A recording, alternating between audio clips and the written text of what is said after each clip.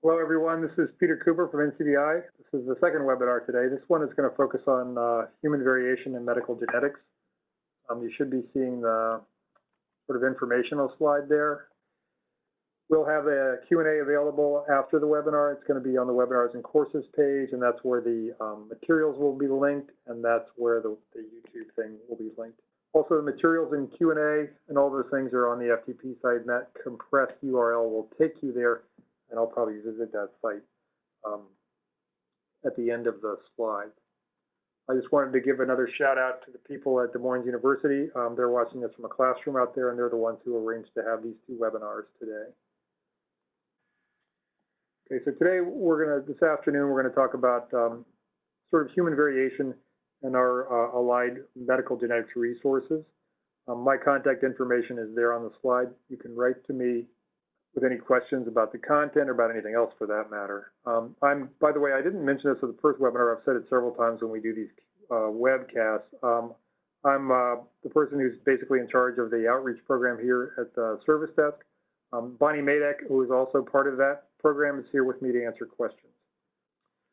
So today I'm going to talk about variation resources, and some might call them databases. We often use that term, but it's kind of a loose term. I'm going to talk about medical genetics resources, which are distinct but overlap with those in some ways. Then I'm going to talk about how to get to this data using an Entrez system. And really, the main way we're going to do it is from gene and through one of the browsers. In fact, we're going to use the variation viewer, which is one of our dedicated genome browsers. And we'll do that via live searches after the end of a few slides here. So the sort of scope of what we're talking about today are these sort of 6 resources on the slide. The one in the middle, dbGaP, which is in gray, we won't talk about that so much because the data that's in that, as we'll discuss in just a moment, are largely controlled access data, so we can't really demo much with that, although we will see some of the analysis results. These 6 databases sort of span the gamut from the purely variation resources to the medical genetics resources. And dbGaP and Clin Var sort of sit in the middle. dbSNP and dbVar are more on the end of sequence variation, and MedGen and GTR are more in the medical genetics realm. And over there on the side, I have a box that says 1000 Genomes Project, because we're going to use that data today, and it's an important source of data that goes into dbSNP and dbVar. Let's talk first about the things that I would call sequence variation databases, and in that category, we'll include Clin Var, which sort of expands across sequence variation and medical genetics. So dbSNP is our database of small-scale variants. It contains submitted data and what we call reference SNPs, which are a non-redundant set of data or an aggregated data where people represent the same variant. dbVar is a similar concept, but it's for large-scale variants. We have variant calls and variant regions, which are sort of equivalent to the RefSNP and the SF. There are no reference variants, however, for dbVar. Clin Var is a database that contains variant phenotype assertions. So this contains phenotypic assertions about large and small-scale variants. What condition is it associated with? Is it pathogenic? Those kinds of things. These are submitted from a large number of sources. And then dbGaP, which is really the last time we'll talk about this in any detail in the slides, is the phenotype-genotype association studies that contain personally identifiable information. And so in order to access that data, you need to have permission granted by the Data Access Committee at your university and one here at NIH. These contain genome-wide association studies, medical sequencing studies, molecular diagnostic assays, and like I said, you have to have access to the individual level data. Okay, so let's talk about a little bit more about each one of these individually. dbSNP is NCBI's small-scale variation database. These are sequence variations that are less than 50 base pairs nominally. It contains rare variants and common polymorphisms. So the name of the database is a little misleading. It's single nucleotide polymorphism is what SNP ostensibly stands for. Polymorphism means that it's present at greater than 1% of the population. Many of the things that are in dbSNP are not polymorphisms in that sense. They're rare variants. So sort of a better name for what we're talking about here is SNVs for the most part, so single nucleotide variants, although there are some simple repeats in there and some insertion deletion variations. There are primary records, which are submitted, and these derivative records, which are these aggregated RefSNP records. And when we look at those, we're going to be looking mainly at the RefSNPs. The last count that I did, there were 165 million of these human RefSNP records. So the genome is basically covered with these variants.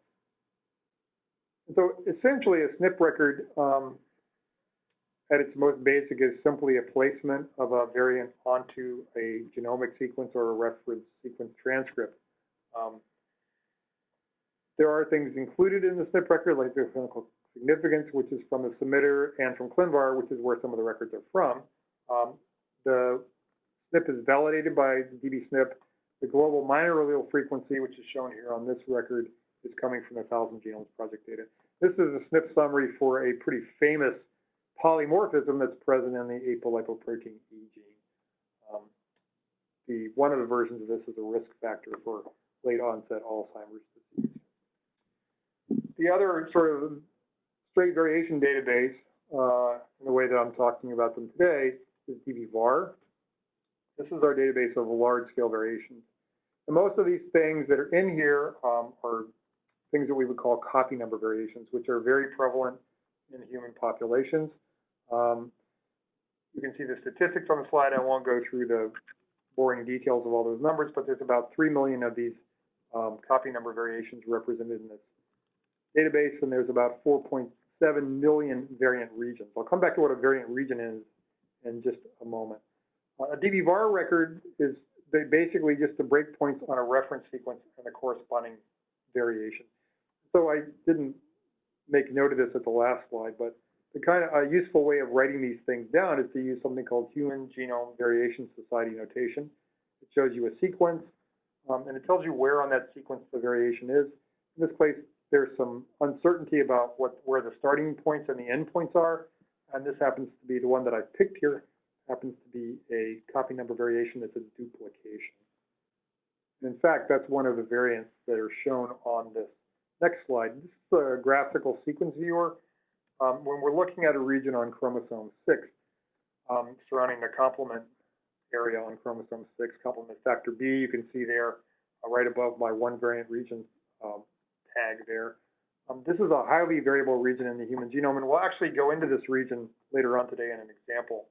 But what we have here is a variant region that has this NSV accession, and there are individual calls, 4 of them that go underneath of that. So you have these variant regions with individual calls for that particular region.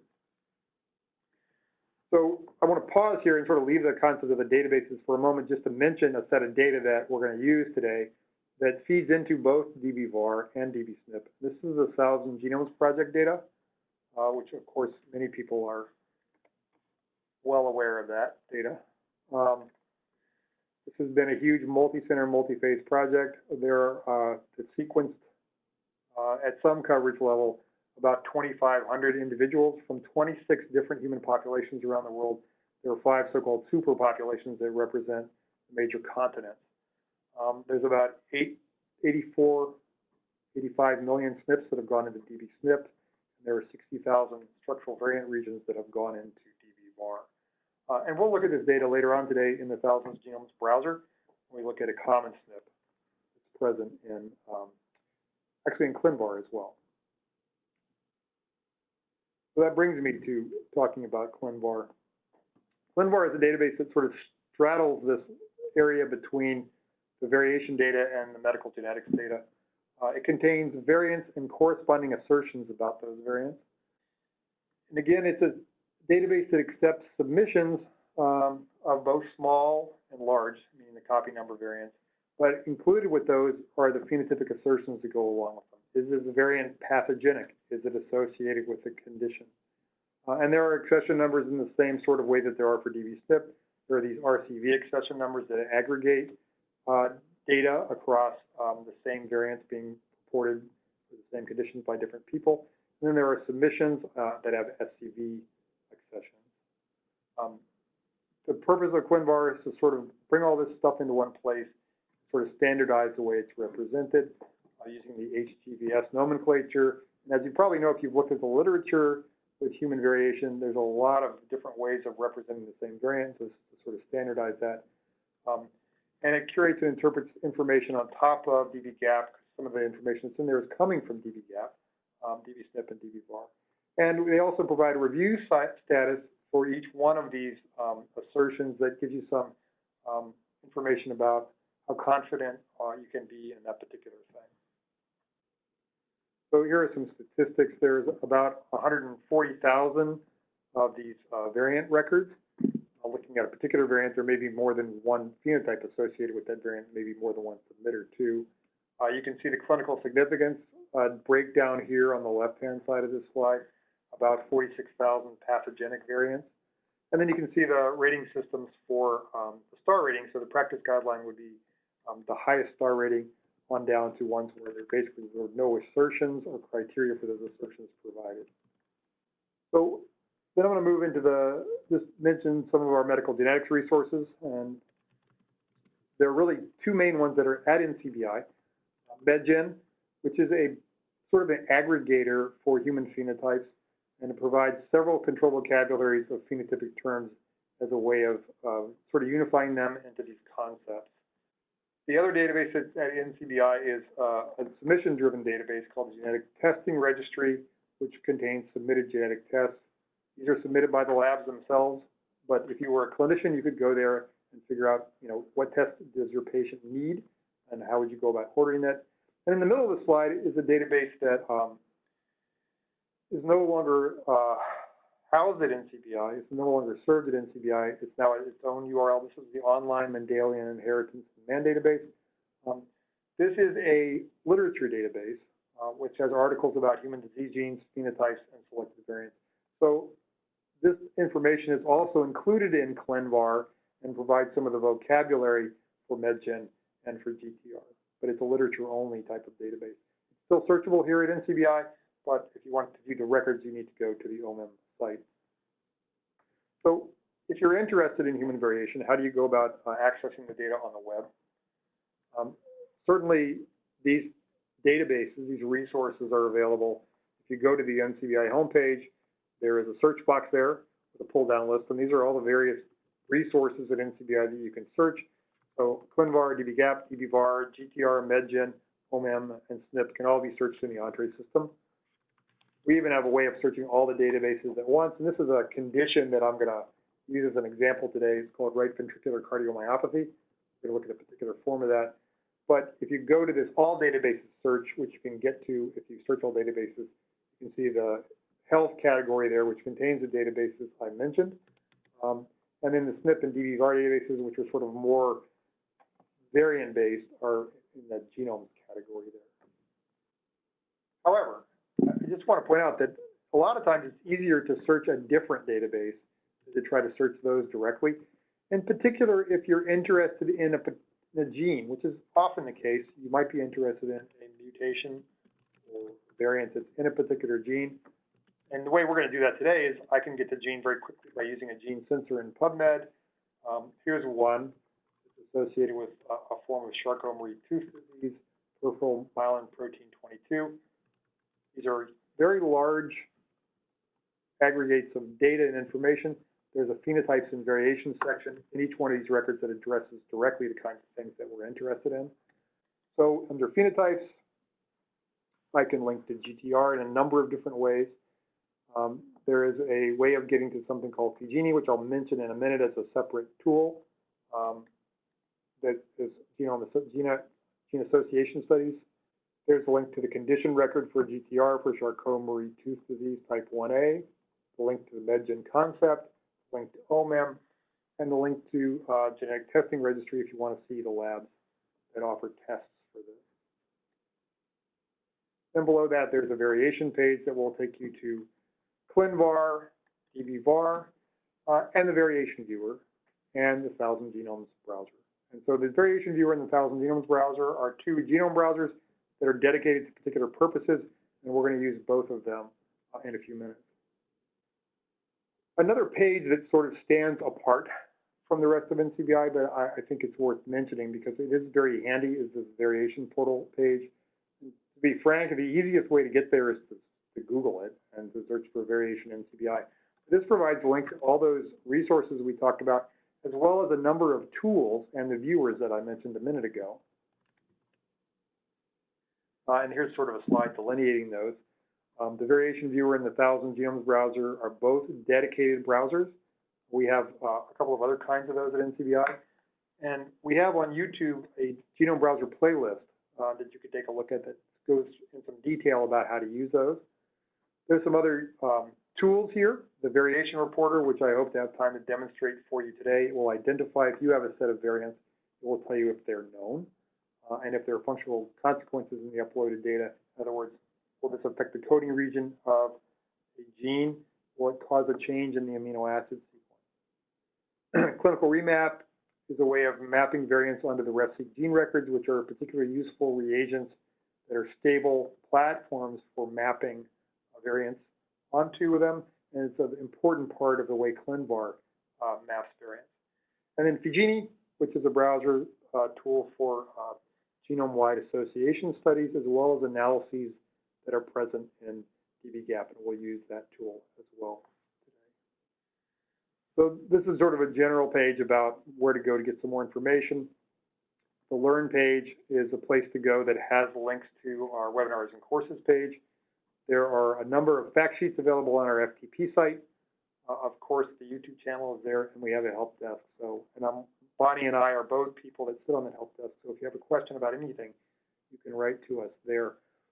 One thing I should mention is when I abbreviate links in my slides, it may not be clear that NCBI in the angle brackets, it just means that's where you put the URL for the NCBI homepage, www.ncbi.nlm.nih.gov.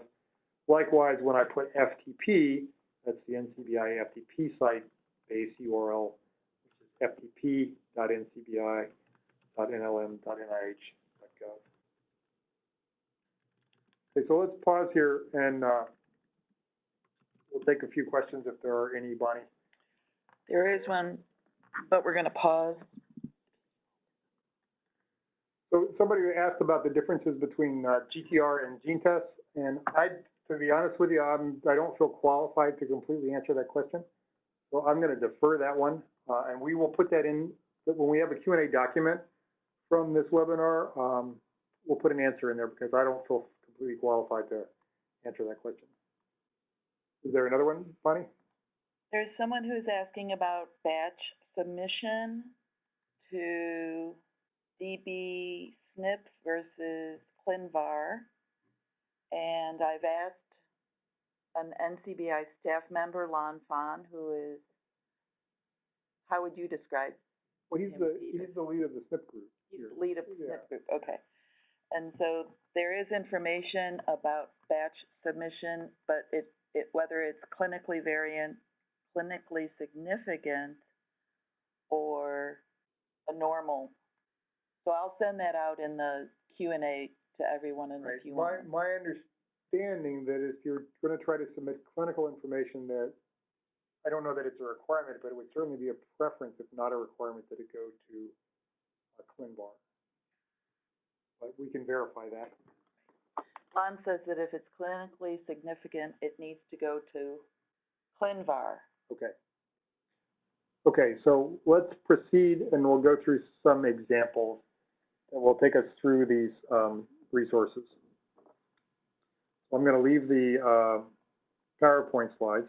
Actually, you know I'm not, because you know what? I spelled out what we're going to do first. So let's do that so we can review it together before we proceed to the web browser. So we're going to work with a particular gene. It's called DSG2, desmoglein 2. This is a gene on chromosome 18. It's part of a little family of genes. Their products are involved in cell-cell junctions, and there are some horrible sort of conditions that can arise from mutations in these genes because they affect the cardiac muscle. What we're going to do is we're going to take a gene-based approach to this. So we're going to look in gene first. Then we're going to load the gene into the variation viewer as sort of a platform for looking at the variant. And that's a very useful way to do that. The variation reporter, we'll do that as a little side trip because I have a little file of variants that I've made up. that we can sort of see what kind of consequences they have, and also show you that you can upload them into our variation viewer and indeed into any of the genome browsers or graphical sequence viewers that we have. We'll look at some variants in DSG2, including a pathogenic copy number variant. We'll look at a single nucleotide variant that's pathogenic, and from there we'll travel to Clin Var, look at that record, and look at MedGen and GTR for the arrhythmogenic right ventricular cardiomyopathy, which is the condition associated with this particular single nucleotide variant. And then we'll look at a SNP that's not a disease-causing or disease-associated variant, and that is actually present in the 1000 Genomes Project, and we'll go ahead and look at that one. Then we'll sort of depart from DSG2 and quickly take a look at some association results, which are a different idea than these sort of assertions that are present in Clin Var. These are just things that are sort of linked to a condition. We'll look at things for asthma. So with that, let me escape from the PowerPoint. I'm going to go over here to a web browser. One of the things that I'm going to do is I'm going to need to get to a file. I'm going to open another tab over here. I'm going to go back to my PowerPoint file for a moment. And I'm going to get my compressed URL so I can get I have a file in here that we're going to use.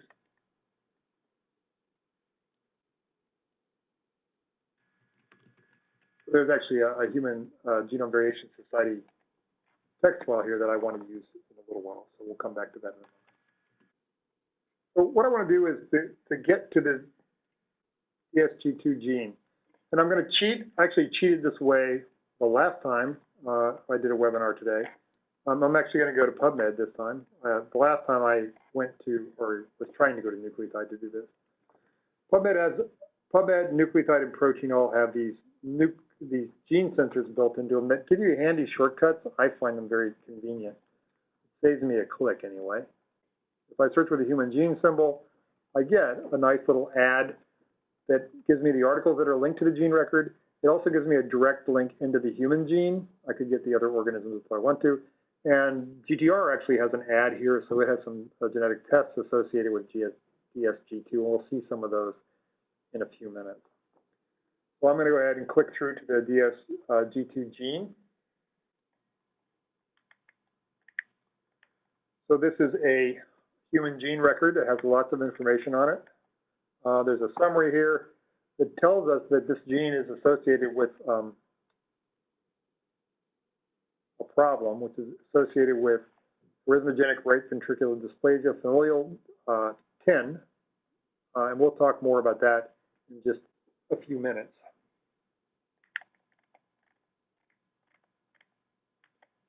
You can also see it down here in the graphical sequence viewer, and if you look at the little sort of thumbnail up here of the region around DSG2, you can see it's part of a little family of desmoglines here. There's another similar set of genes nearby that are called desmocollins. It's a little interesting gene family on chromosome 18. Now what I'm going to do is to jump down here, use a table of contents in gene, which is a handy way to jump around. So we're going to be looking at these two sections here, the phenotypes and the variation section. So one of the things that sort of hits you in the face when you come down here to the phenotype section is that there are professional guidelines for ACMG about this particular gene, so that if there's some kind of an incidental finding when they're doing a genetic test on a person and they discover that there's a disease-causing mutation in DSG2, that it suggests they report that to the person because it's a potentially life-threatening condition. And that life-threatening condition is called arrhythmogenic right ventricular cardiomyopathy type 10. This is, we're going to visit these in a later form, but here we have a link to the condition page and GTR. There's a condition and the concept in MedGen. There's a Gene Reviews article there about this. These are all good places to go to read more about that. What I'm going to do here, though, is leave gene by going into the variation viewer. So this variation section of the gene page has links to other databases. It also has links to two of the browsers. One of them is the variation viewer, and the other one is the 1000 Genomes browser. We're going to look at both of those today. Notice that I can pick which human build I want to work with for the variation viewer. The current build is build 38. The 1000 genomes data is mapped only on build 37. I'm going to click on the variation viewer link here. And so this is a sort of a standard look to we have various kinds of genome browsers. We'll see the 1000 genomes browser looks very similar. The page is divided up into sections. There are these little wrappers around this graphical sequence viewer that's built into the middle of it. Notice that over here I have a search box. There's lots of different kinds of searches I can do. Notice that I can upload my own data if I want to. We're going to do that in a moment. And if there's any particular issues with the assembly in the region, it will let you know about that. This is on the left-hand side here. At the bottom, there's this table, which we're going to come back to in a minute, that lets me filter the variants that are present in the viewer by different useful categories. Up here is a navigational aid that will let me pick the transcript that I want. If I zoom out, there might be more than one gene in the region. If I zoom in and out, I can use this region link to go back to where I was before. Right now, we're in this gene with pad view. Notice that the cytogenetic map up here shows me basically I'm on the Q12 arm of chromosome 18. Let's take a look briefly at some of the tracks here. So we have the human gene track here. You can see the DSG2 gene here with this exon-intron structure. This is a particular view that shows me a sort of a collapsed view of the summary of the various transcripts. There are variations down here that are in Clin Var. Notice that this is color-coded. If I ever want to know what a map does or what the colors mean, if I click on this track legend link here, it will tell me what those colors mean. And so I can see that if I have a completely purple box there, that at least one SNP in that region has a pathogenic allele. If it's green, it means that the allele is not probable pathogenic or pathogenic. And so those alleles are benign. We'll see one of those in a little while. Obviously, this is a track that's of interest if we're interested in variation. Other kind of variations that are here are these large-scale variations. These are those copy number variants. Again, I can see the track legend to sort of understand what these colors are trying to indicate to me. So, for example, the blue ones represent a copy number gain, and the red ones represent a copy number loss. I'll close those two legends. Now, before we go down and start filtering variants, I'd like to do just a little bit of work with that variation page that I mentioned to you, and we'll do some analyses of some variants that I have. So I'm going to pop open a new tab over here, and I'm going to find that variation page that I mentioned. I'm just going to type variation NCBI. Make that a little bit bigger. And I can just click on that, and that's the page that I showed you in my slides a minute ago. And I have access to some tools here, including the variation viewer. I'm already there. One of the tools that's interesting here is the variation reporter. So I'm going to open that one. And so I have this interface here that will let me upload some data. Notice that it knows what I've been doing, so it actually populates this with various kinds of data that are loaded onto one of the viewers, primer pairs that I saw in the previous webinar. I can pick my assembly, and I can click the plus sign here to add some data. So what I can do now is I can paste some kind of mapping data in there. I'm going to use Human Genome Variation Society format for some variant calls that I have up here on the FTP site, and you can get access to those yourself. These are mapped onto chromosome 18, and they're in the region of the GSG2 gene. So I'll copy those. I'll paste them into the variation reporter. I'll go ahead and upload them.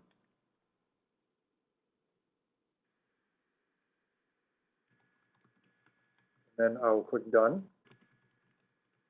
So now they appear up here in my list of data. So what I'm going to do is just select that set of data, and I'm going to submit them for analysis.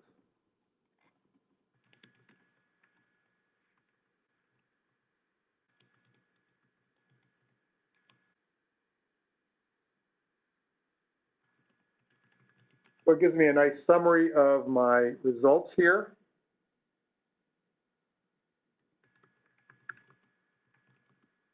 I submitted 6 variants.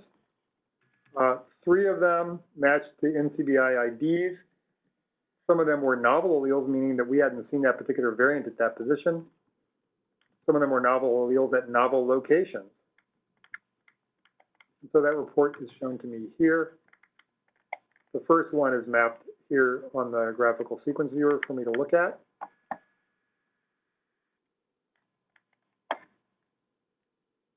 It's kind of a wide output, but it shows me what kind of changes are taking place. So these are synonymous substitutions.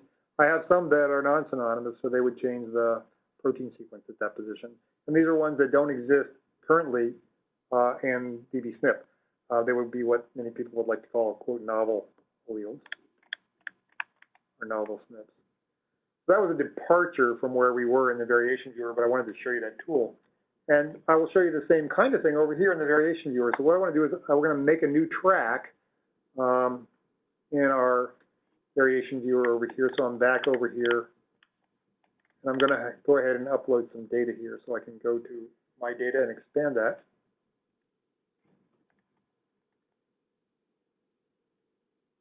And I can add text. Now I could upload this, of course, but I already have that on my clipboard. There it is. I can upload that. I can call it something if I want to. I'll call it my SNPs.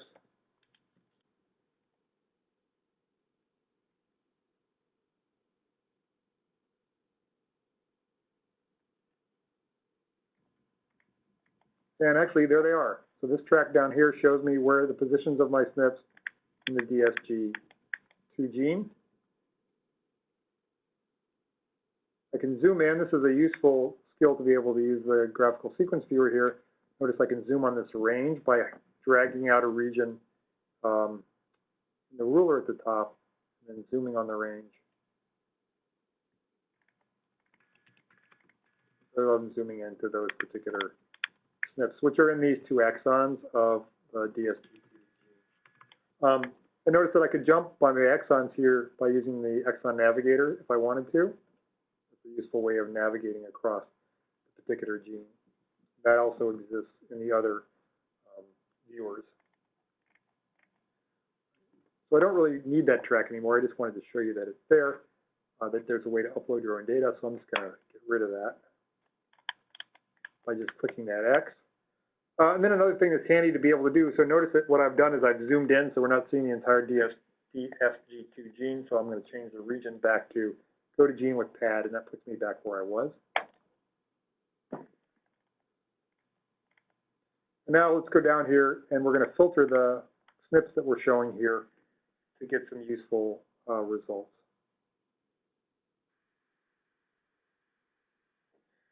So for example, I could check all the Clin Var SNPs here. So these are ones that are going to have some kind of pathogenicity or assertions about the phenotype. I can check Clin Var yes, for example. Then I have 198 of them here. One of the things that's very useful about this page, that's quite a number of them. It's not a terrible number. It's 198. I might like to download that data, and I'll just show you that, first of all, there's a lot more data here than what's shown in this top line. If I click this little arrow here, I can show all the alleles for the variants. And if I download the data, I'm going to get that for all 198 of them. So notice that I could download this in XML or tab-separated variants. So the tab-separated would simply be a sort of a table thing that I could load in Excel if I wanted to. XML, I would need to parse that somehow. Then I could also select variants based on other criteria over here. Notice by pathogenicity, what kind of variant it is, molecular consequence, minor allele frequencies from 3 different sets of data. And we're going to do this in just a little bit, and also whether there are publications associated with it. So we'll work with the data that are in Clin Var. Suppose we want the ones that are in dbVar here, just to look at some of the large scale variants. Let me click that one. Let's reduce it to just the ones that are pathogenic. There's 17 of them. Notice that these are fairly large insults to the genome, most of them where they affect, in some cases, hundreds of genes. They're listed for me here. I can expand them to look at them more closely if I want to.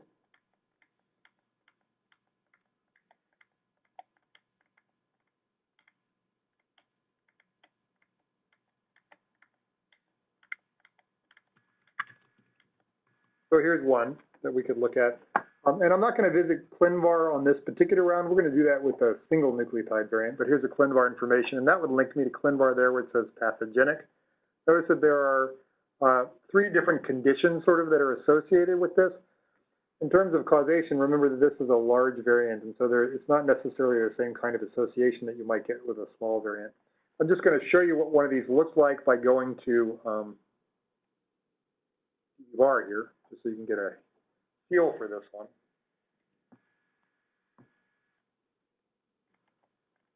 So we're now in DBVAR looking at their browser, and you can see that this is actually an enormous region. Because when I look down here at the gene track, you can see all the genes that are involved here. This is a duplication. In fact, we can expand this to see all that there are 3 different variant calls here. Let me just show you that you can change the settings for a particular track by clicking on the top of the track. Change this so it shows all.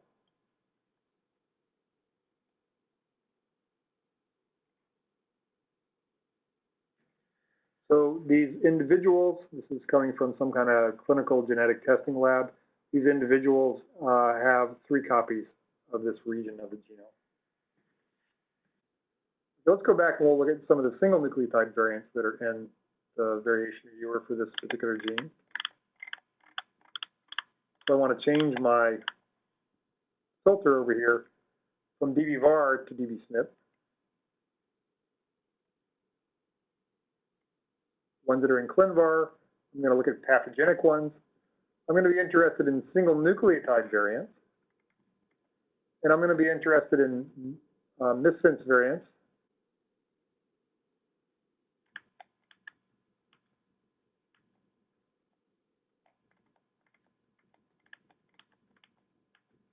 And there are 10 of them.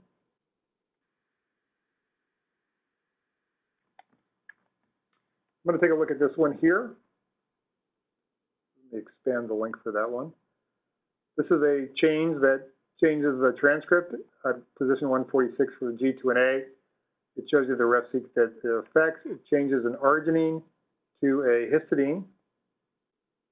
And it's associated with this condition, the one that's bad that we talked about. Any of these links will take me to Clin Var.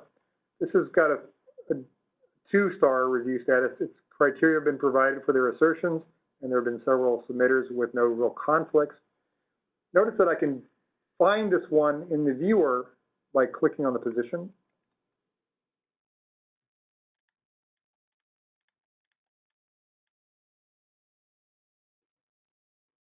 This is the one we're interested in, pathogenic. What will be interesting is to see how this affects this particular protein sequence. I can change the settings for the gene track by mousing over it and clicking on that little gear icon again, like I did with the DBVAR track. And I'm going to show all. It's going to show me all the transcripts and proteins, and I can project the SNPs.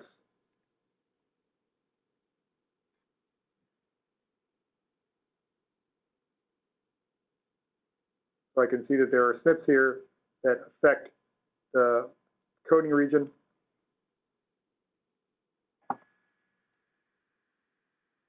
One that we're interested in right here. That's in Clin Var. It changes the arginine at that position to a histidine. You can see that here on the little call out.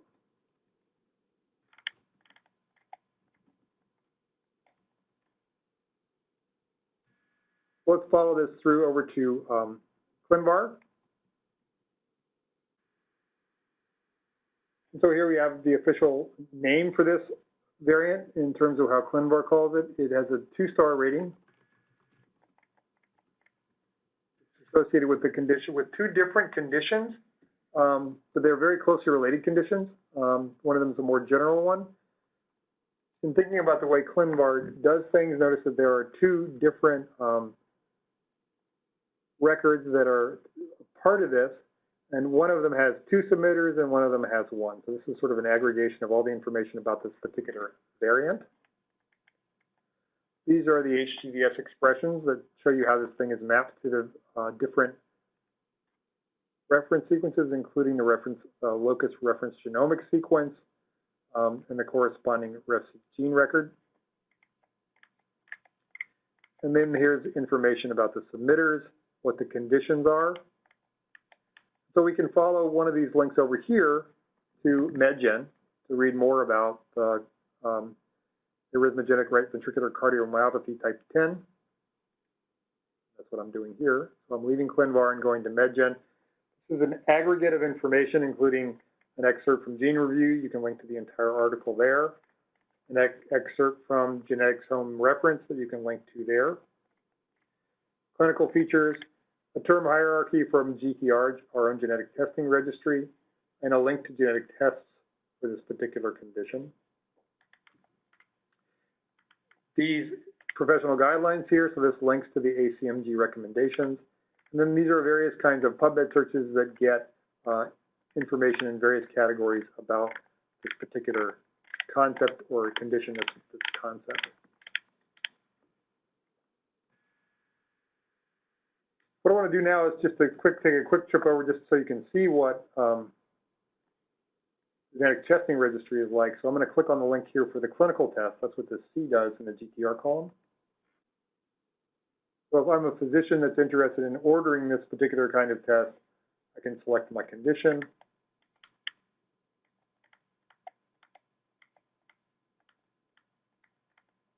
It's already been checked to find a clinical test. Suppose I want one that are sequence analysis of the entire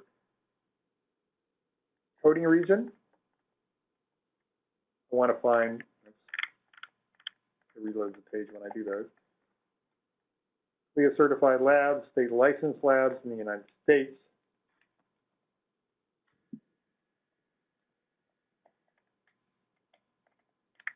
And if I want to compare these various labs, I can click on this Compare Labs tab over here to go to a table that gives me the comparisons of the different things that I offer, that they offer. Go over here and select the labs I want to compare. For example, DDC and Emory Genetics.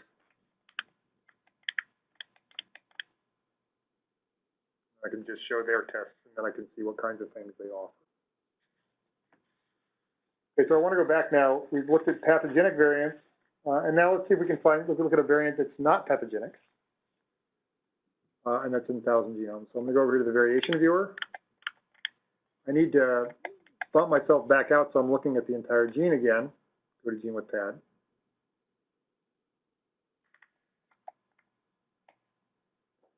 And now I can filter this in different ways. Now I can take off my pathogenic filter. I'm still interested in single nucleotide variants. I'm interested in missense variants. But what I'm interested in is a common polymorphism. And so there are several different sequencing projects here that have data about exome sequencing. The one we're going to be interested in this particular case is the 1,000 Genomes Project data. I'll select the one that has a minor allele frequency of greater than 5%.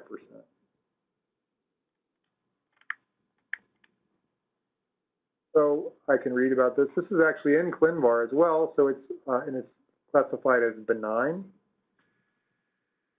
Changes an arginine that's at position to a lysine, which is a conservative kind of change. And what I'm going to do now is visit a different database, one we haven't visited before, and that's dbSNP. Just to show you what's available in dbSNP and to show you how these things are made, I'm going to scroll down so you can see that there are lots of submissions for this particular SNP, and they're all aggregated into this one RefSNP record. That can be instantiated as a sequence if you want. That's the way it's written here. But another way of doing it is simply to write the HGVS expression that's shown at the top up here. This is the kind of sequence changes that this change would produce. There are actually two genes in this region. One's on the opposite strand, and it's a non-coding one. That's why it's shown in two ways there. This link here takes me to this particular place in the 1000 Genomes browser. So that's where I'm going to go now.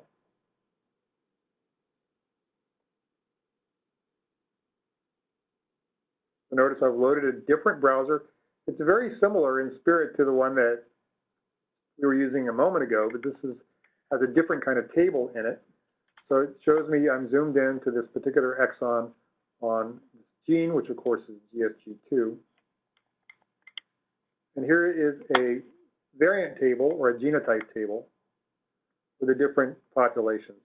So overall, the minor allele frequency, the minor allele is the A. The reference genome has the G in this particular case. Overall, it's 24%. This is kind of an interesting SNP in that it shows some population stratification. One of the things that you can notice if you glance through the populations here is that the African populations have, it's still a common SNP, but they have lower frequencies. So for example, the Isan in Nigeria, they have a allele frequency of 2.5%, whereas some other populations have much higher allele frequencies, like the Chinese, Asian populations have in the vicinity of 40% for the minor allele.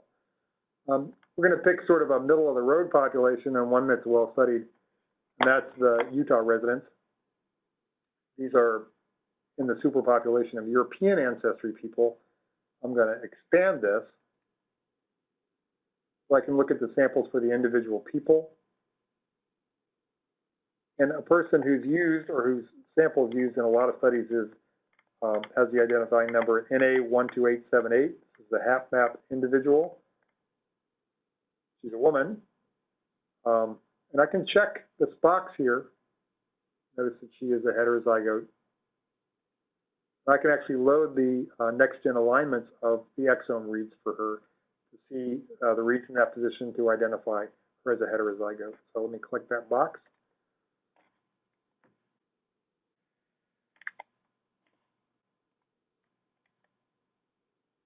And you can see the sort of mound of stuff here that represents the alignment of those exome reads. What I can do here is click on the marker and zoom to the sequence at marker.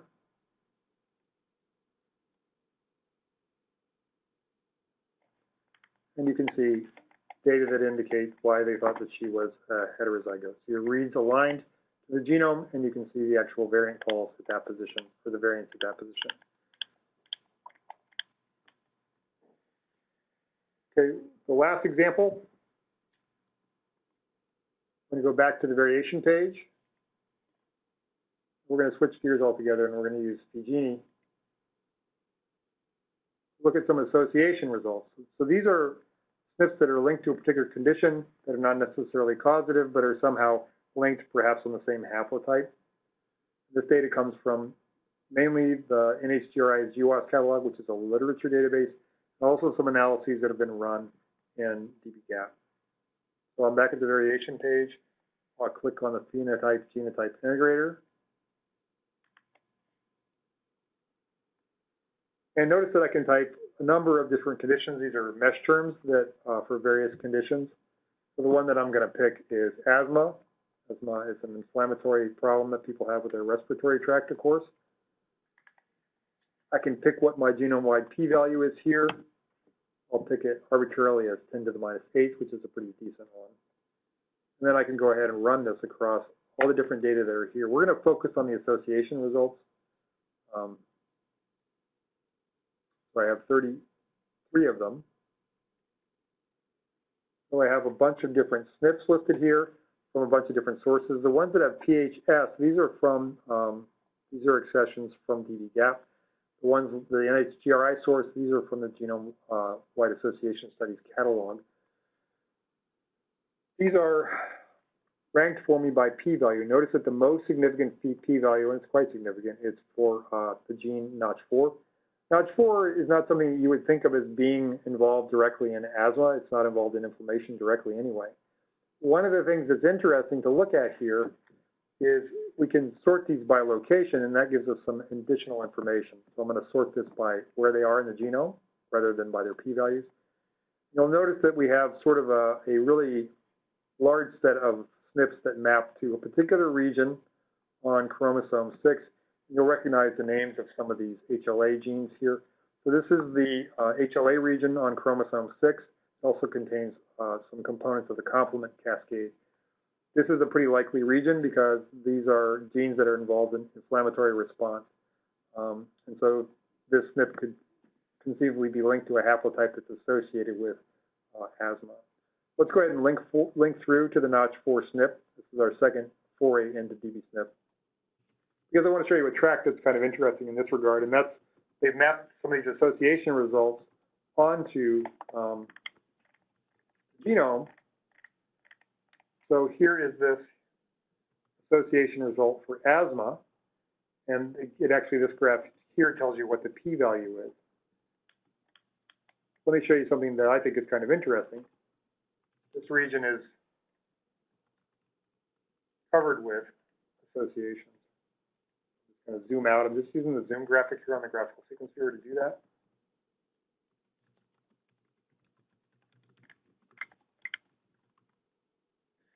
If you mouse over a lot of these, you'll notice that they are associated with things that are involved in potential immune system dysfunctions, psoriasis, lupus, asthma,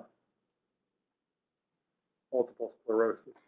And you could continue to zoom out if you wanted to. You'd see that there are lots of genes in this region, chromosome 6, that are linked to those kinds of immune system dysfunctions. And one of the things I also just want to point out in passing while we're here, this happens to be a highly variable region of the human genome, and so we have had to generate, GRC has generated a lot of alternative loci to represent the different versions of this region in various human genomes. Okay, so those are all the things that I wanted to show you. Probably too many things, but let's stop here, and we'll keep it open to answer questions. If you need to go, please, thanks for coming, but you can go, but I'll answer any questions people have right now. And we have until 4 o'clock scheduled? No, we have until, well, yes, it's supposed to end at 3:50. Okay. But I can stay longer, but you can stay longer. I can stay longer. So one question is, can I intercompare the SNPs and indels in, and then he lists 3 different NA individuals, and HG19 using variation viewer. So the NA 12880 is an example, and other individuals. And I know you can bring up the individual NA tracks in the 1000 genome browser, but I wasn't sure if that would automatically include the HG19 data. So remind me, the numbers confuse me sometimes. Is HG19 what? What is that, 37 or is that 36? I'm not sure. I'm not sure which one it is. Because the 1000 genomes data have been mapped on the browser. They're mapped onto 37. They haven't loaded the 38. Okay, so somebody chatted to us that it's 37. So 37 data are there in the 1000 genomes browser. Now, I didn't point this out. The variation viewer also allows you to, in the variation viewer, you can pick your assembly. So right now, we're looking at 38 because that's the one I picked. But you can change that to 37. This pull down list right here. So you can change it to 37. Okay. Another question. Is the mode of inheritance reported anywhere in Clin Var rather than in OMIM? So the mode of inheritance is not always reported, but it is reported. I'm not sure what they mean by other than in OMIM. Is that the way they think it's in there? Or? Well, OMIM definitely has the mode of inheritance. The question then is, does Clin Var display the mode of inheritance? And I know, because I looked it up in the Clin Var fact sheet, that it's encouraged to be part of your data submission, but I'm just not familiar with where on the Clin Var pages it would show the mode of inheritance. It would show it in that table that I showed you at the bottom of the record I had a minute ago. I'd have to go back to that record.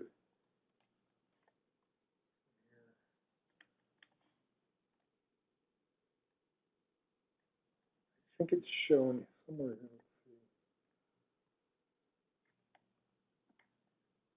Yeah, maybe not. I'm going to bring up two. By mode of inheritance, do they mean like it's Autosomal dominant or recessive. recessive? Yeah. So in this case, it's shown for the conditions. So it has mode of inheritance. In this case, it does have it in, so it will have it in the conditions, and then mode of inheritance is in parentheses. So the question, I guess, is where is that coming from? And I don't know. So is it coming from vocabulary that they've imported from OMAM? I'm not positive about that. Or if it was part of the data submission. It could have been part of the data submission, yeah. Right. So one more question is whether when you download the data from Clin Var, if the results could be for GRCH37, when the downloaded results always seem to default to GRCH38. And if you can't answer that, Peter, I have another one that I wanted to just bring up so the listeners knew that these were the asked questions. And that is whether VarView is synchronized with Clin Var, so that if the clinical significance is changed. You mean the variation viewer? Yeah, the variation viewer. Those tracks should be updated, yeah. So if a clinical significance status changes from uncertain to pathogenic, how quickly will that be reflected in the variation viewer? I don't know how quickly that will be reflected. Okay. And for all of these questions that we're not able to answer today, we will definitely check with our colleagues and add the information in the Q&A document that we will be posting after the webinar. That's right. Now, one of the question that was previous to this one was about downloading Clin Var data. So I'm at the Clin Var FTP site here, and you can get the VCF file mapped onto 37 from this place. I don't know if that's what the person was asking about or not. But certainly the data are on both on the current build and on the previous build. And in fact, we must have it because that's why you can show the variation viewer with the two builds there. Now, Des Moines University, which is sort of what this webinar was targeted for, Vanessa asked me if we could stay around to answer questions from them too. I don't know if we're hearing from them or not. I don't think so. I mean, I'm definitely not seeing any questions from Vanessa herself. Okay. Hello, Dr. Cooper. This is Becky at Des Moines University. And we do have a few questions. We just wanted to wait until an appropriate time for you, if that's all right. Okay, there's one question here from one of our faculty. Okay, sure. Hi, the question is, if you are in Clin Var and you see a particular SNP that's pathogenic and you see that it's a missense mutation, for example, is there a simple way to move from this information to a protein structure and where that amino acid might be located? Yeah. Sorry for the pause. Maybe I'll reemphasize, a straightforward way? Well, I guess it depends on what you mean by that. So there is a mechanism built into our system, but it depends. What it depends mainly on is the availability of structures for that particular protein. So in principle, you could go to the reference sequence. You know where the variant is on the reference sequence. Let me get a sequence in front of me, okay?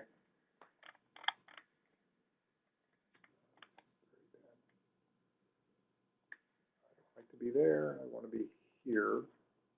Okay, so what I'm going to do is retrieve a particular protein sequence. Well, I have to find protein. So I'm going to retrieve, this is a MLH1 protein, which contains SNPs in Clin Var.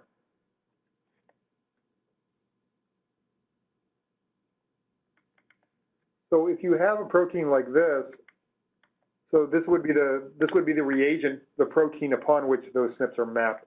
And then what you have to do is go down here to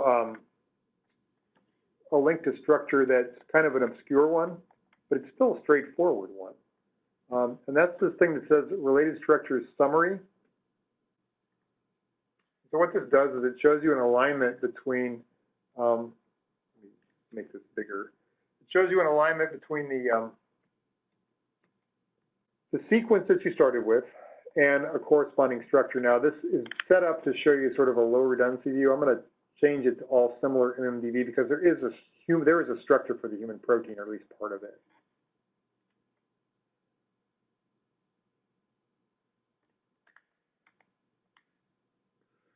So here's an example of in this particular protein, in the case of this particular protein, the only structures are for the conserved domains at the N-terminal end.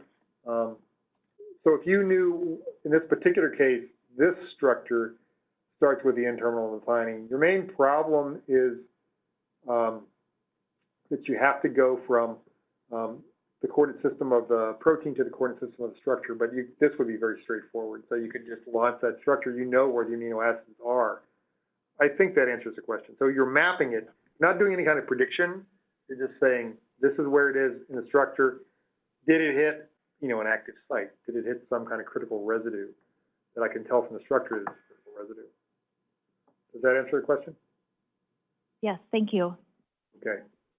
Dr. Hoover, that concludes our questions here at Des Moines University. Thank you for taking that additional question at the end. Okay, great, thank you. Somebody asked a question in the chat pod. Is there a way to move from the Clin Var graphic view to primer blast?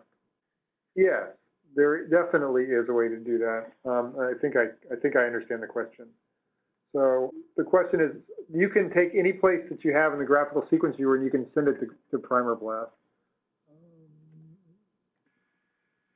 This is not a particularly wonderful place to show that from, but I'll do it anyway. This is the 1000 Genomes browser. But I can take any region that I want to here, and I can just send that directly to primer blast. So I think that's what you mean by the Clin Var graphical view. So any graphical sequence viewer implementation that exists, whether it's embedded into one of these genome browsers or whether it's just simply on a gene page, you can take whatever region you select and just throw it right into the primer blast. And then when you get your results back, you can even load the SNP track into primer blast to see where your SNPs are relative to where your primers bind. Okay, I think that answered the question. Okay, let's go ahead and I'm going to end the session for everybody, and thanks very much for coming.